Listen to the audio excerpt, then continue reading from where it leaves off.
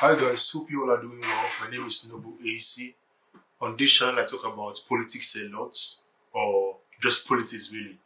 And I've been thinking about this for a while now. I began writing this before the election, and after the election, I thought about what I wrote, and I believe that a lot of things I wrote came out to be true, And I want to discuss today, I want to give you reasons why I believe that Peter Obi lost.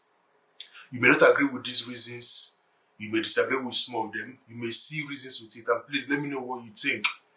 One of the reasons why I believe that Peter Obi lost this last election was a lack of preparation and strategy.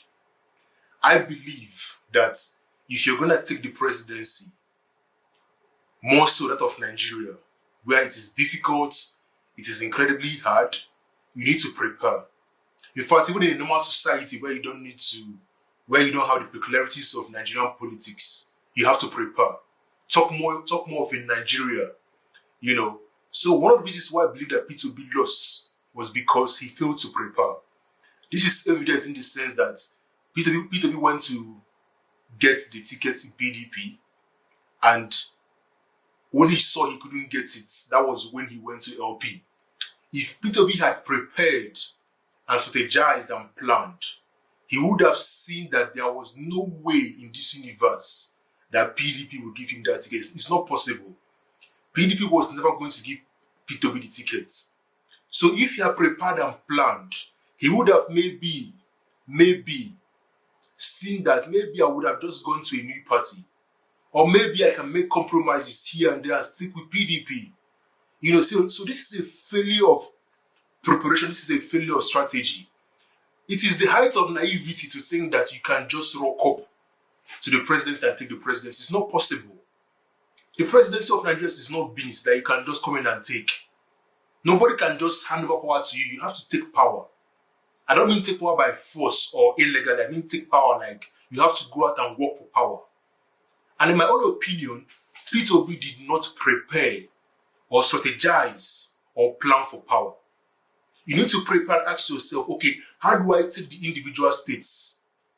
Even by military doctrine alone, if you're going to conquer a country, for example, you have to take the key states in that country. By taking those states, you take the entire country.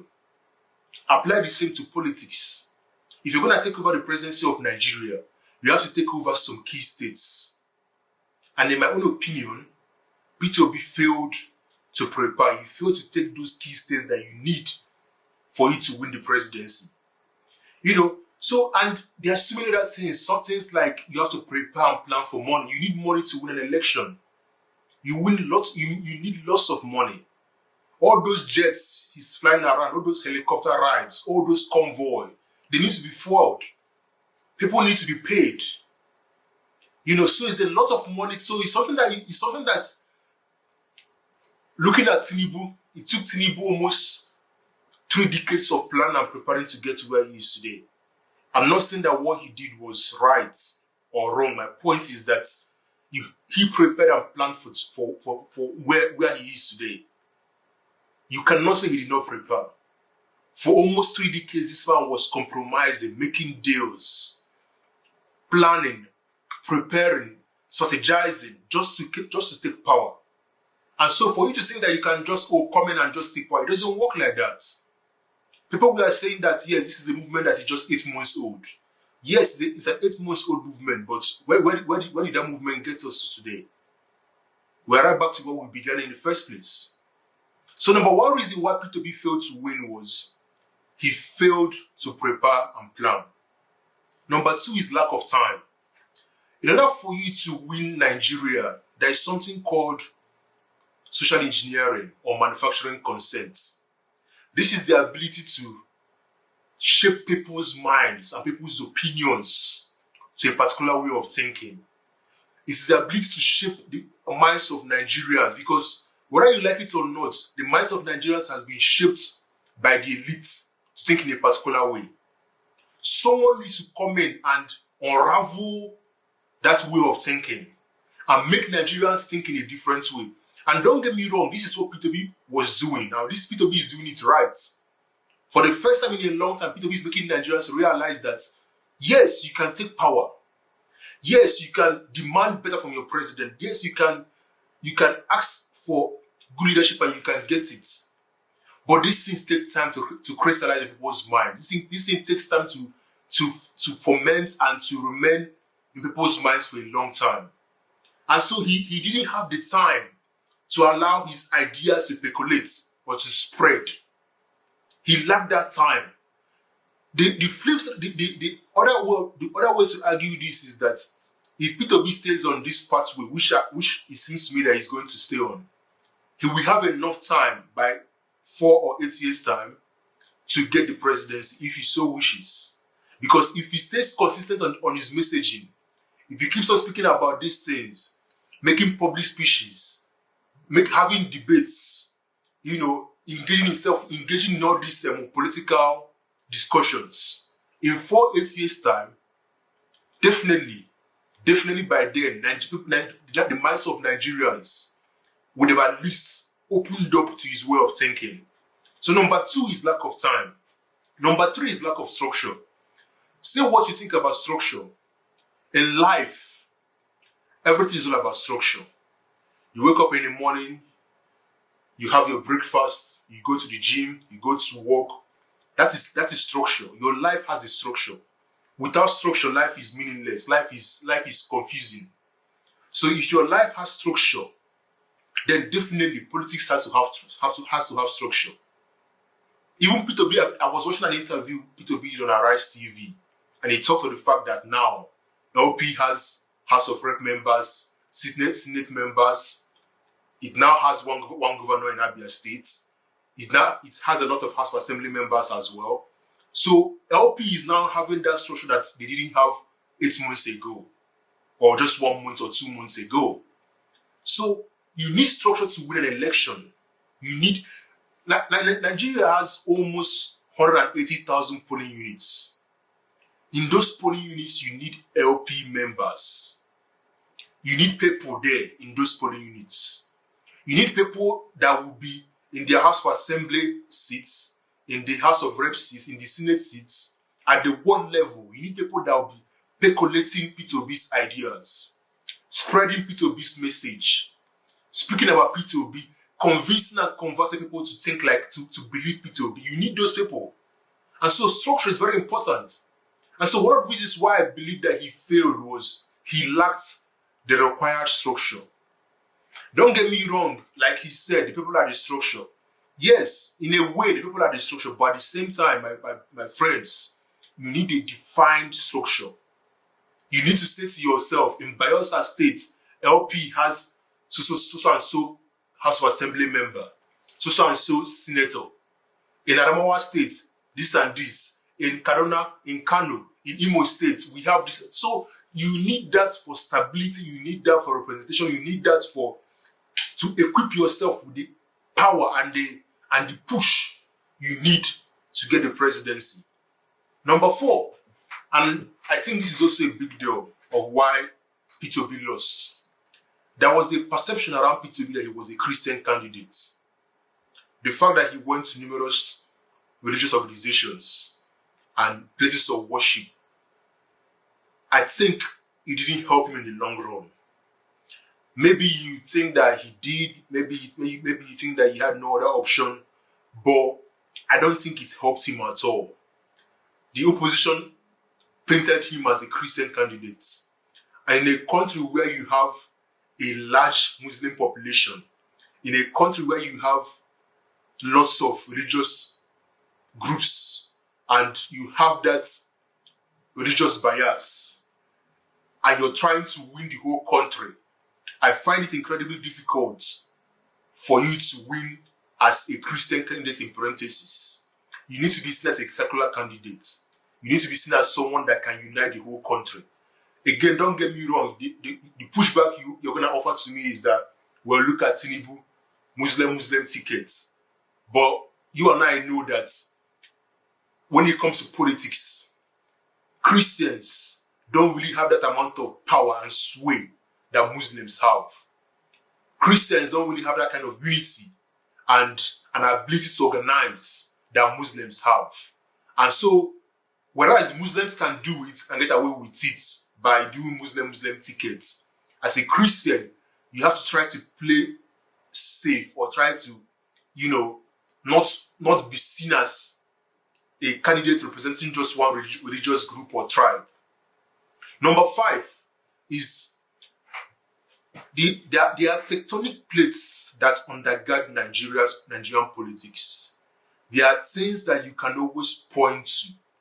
And I made this argument on a popular blogger's IG page. I said this. The tectonic plates that undergird Nigerian politics are tribalism, religion, and ethnic divisions, or what you can call simply put tribalism. Tribalism is at the core of Nigeria's problems. Every right-thinking person knows that out of the 3 popular candidates, Peter Obi was the best person. Anybody that loves Nigeria, anybody that just looks at this critically, don't get me wrong, if you widen that bracket, I would obviously have gone for Shore, because I believe that the whole system has to crash. But that's something for a different day. But for today, if you just have those 3 popular candidates of Peter Obi, Atiku, and Tinubu, out of those 3, every right-thinking Nigerian knows that Peter Obi is the best option. However, come election day, for some weird reason, for some strange reason, we fall back to our organic or to our irrational behaviors or mind. It's clear, it's obvious that this is the right person, this is the future. But for some reason, we want, this guy is a Yoruba guy, he's an Hausa guy, he's an Igbo guy. I know go from because na Hausa person in B, na Yoruba guy in B. And I always struggle, like, can't you smell the coffee? Can't you see this thing for what it is? That at some point, you have to allow yourself not to be attached to your tribe, not to be controlled by your tribal instincts or mentality. At some point, you have to let the will of the country push you to do the right thing. Like the need for Nigeria to change should cloud your mind that whether you're Igbo or Hausa doesn't matter. And the reason I say this is because, and the reason why obviously this didn't help Peter Obi is that in the pyramid of state creation, you have the individual level, the tribal level, and then the state level. Nigeria is still at the tribal level, or even at the individual level. We are not yet at the state level. If you ask a Nigerian person, where are you from? The person will say, I'm an Igbo guy, I'm a Yoruba guy, I'm an Hausa guy. He's not going to say I'm a Nigerian. Because as Nigerians, we still see ourselves as being from our tribal groupings. We haven't had a leader that will make us see reason why being Nigeria is a thing of pride. We haven't had a leader that will make us, that will unite the country around this experiment or this thing called Nigeria. And so we are still at that tribal level and we still fall back to those tribal instincts, which haven't helped us at all. And so one of the reasons why Peter Obi lost is the issue of tribalism. You may not agree with me on these 6 points, but I've been thinking about this, right? This concept of we know they give sheshe, I don't think it helped Peter Obi at all. And before you say something, just let me finish, right? As a politician, as a public official, you don't want to be seen as being thrifty or being frugal. I don't mean you should be corrupt. Don't get me wrong. Again, I think let us see these things in context. In a country where there's a lot of poverty, and when you've seen that the elites are weaponizing poverty, this idea or this concept of they give sheshe, it can be used as a negative to paint a political candidate with, in this case, Peter Obi. When the poor guy in the streets who receives 10k, 20k from Tinubu and Atiku hears that Peter Obi they give sheshe. And if you look at on social media, there were so many examples like this. People were like, oh, if they get 10k, they go vote for Tinubu Atiku, they don't go vote for Peter Obi. And it tells you where our thinking as Nigerians are, or the level of our thinking. And so I don't think this concept of the gift should help Peter Obi at all.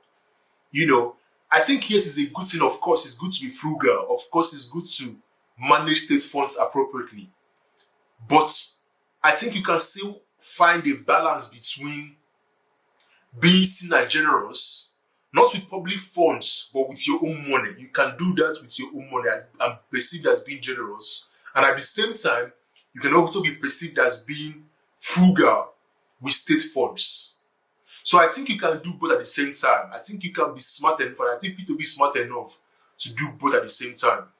And this leads me to my 7th point, which is the other reason why Peter Obi lost was the policy, I can call, or what many academics have called the politics of the belly, or what we know as stomach infrastructure.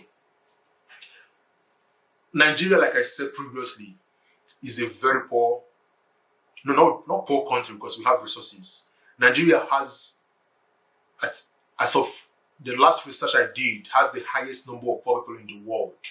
I may be wrong, but it has the highest number of poor people, whether in Africa or something. But the point is, Nigeria has lots of poor people.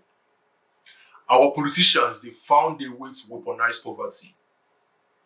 Election day is coming. Oh, we're going to promote people. We're going to pay people their salaries. We've been owing them for years. Pensions, salaries. Come election day, pay them all. Start paying them. We saw this in Lagos State where, for example, they were like, we're going to do 50% reduction in bus fare, in public transport. We're going to cut the price. And so you're seeing politicians beginning to weaponize poverty. And as someone who has no money, as a Nigerian, if you have no money, you're like, this guy is going to pay me 10K to vote for Tinubu or 20K. Why am I going to vote for Peter Obi? I'm going to vote for Tinubu or Atiku that gave me 50K or 100K. So I don't know if you get my point. So my point is, this stomach infrastructure something, this politics of the belly, it is destroying Nigeria. And when a right candidate like Peter Obi or Showore comes in, we begin to demand them to compromise and do the things that people like Tinubu and Atiku are doing. And so that is one of the reasons why I believe that Peter Obi lost. And it's not his fault, really. What can he do? I mean, how much are you gonna share? How much are you gonna if you share all this money, when you win the election, you're gonna find a way to get the money back. And it's obviously through corrupt means. The 8th point, and maybe at this point I will cut it and go and make this part 2. Because I'm gonna dwell on this a little bit, and forgive me because this is a critical point that I want to make in this video. And I believe this is one of the main reasons that Peter Obi lost.